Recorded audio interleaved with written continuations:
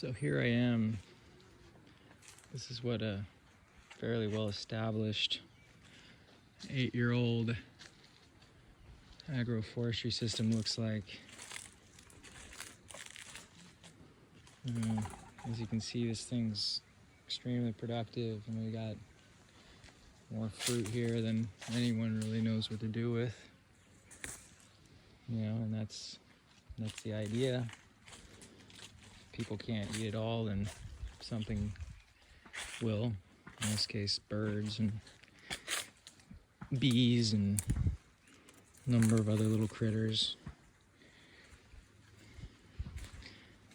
But we planted this probably a few years of a little closer care until everything was established enough that at this point, this thing is, totally self-sufficient.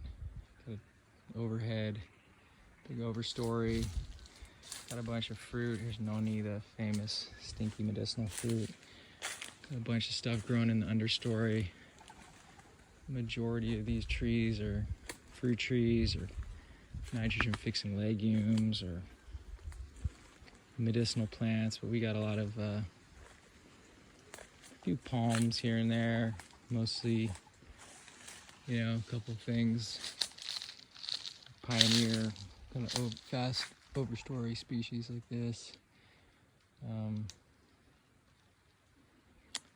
Just kind of spectacular to see how fast things have established. We're even getting some stuff naturalizing, like this canistel. The whole understory has changed from dense pasture grass to, a fairly thick layer of mulch. And these little shade-loving weeds. Some of these, seedling avocados, already started to bear fruit now. And there's really no end to the number of species out here. We've got nuts. I'd like to have more, but I've got fruit, nuts, bananas, coppiceable trees like moringa that just kind of started off strong, got huge, and we just have to hack them back. They grow too fast.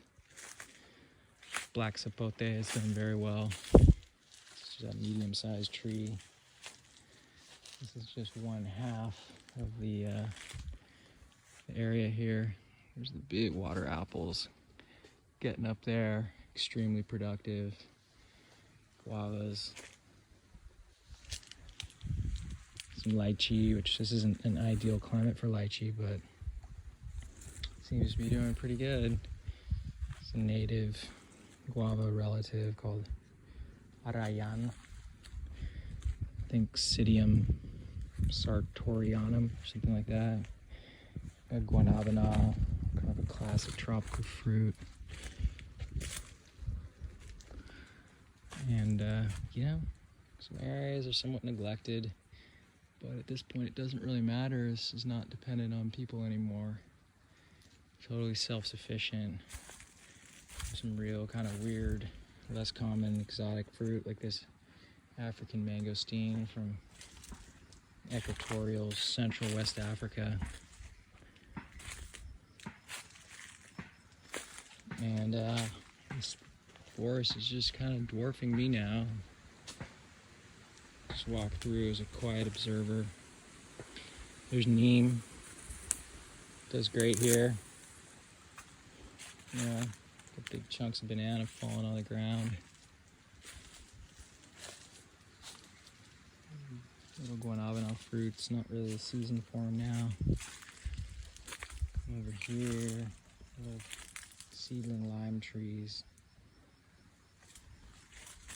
Dropping fruit. There's another African mangosteen. This right here is a starfruit relative called bilimbi, and looks like a bird's nest in there. It's very gratifying when you see birds nesting in a tree propagated from seed. We've got some kind of open areas here.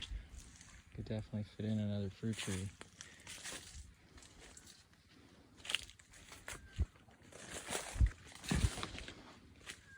Now,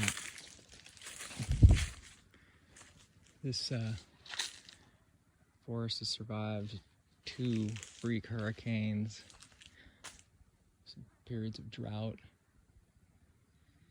and at this point are completely self-sufficient. I'm going to step over to the other side, I'll film some more.